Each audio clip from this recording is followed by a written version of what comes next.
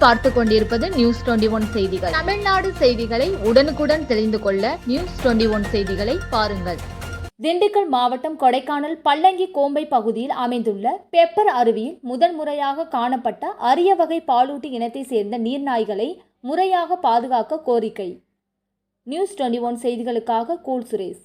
ராணிப்பேட்டை மாவட்டம் ஆற்காடு பேருந்து நிலையத்தில் மாதந்தோறும் பௌர்ணமி அன்று அன்னதானம் வழங்கி வரும் Sri Jothilingeswarar சிவனடியா Seva public charitable trust பல்வேறு ஆன்மீக பணிகள், பள்ளி மாணவ மாணவிகளுக்கு உதவி செய்தல், மரம் நடுதல், இரத்த தான முகாம் நடத்துதல், மருத்துவ முகாம் நடத்துதல், துப்புரவு பணியாளர்களுக்கு நலத்திட்ட உதவிகள் வழங்குதல் போன்ற எண்ணற்ற பொது சேவை பணிகளை செய்து வருகின்றனர். இதில் உதவி செய்ய விருப்பமுள்ளவர்கள் தொடர்பு கொள்ளவும். நிறுவன தலைவர் ஜெய் மாருதி சரவணன், எண் 3, ராஜ முதலியார் தெரு, ஆற்காடு, ராணிப்பேட்டை மாவட்டம்.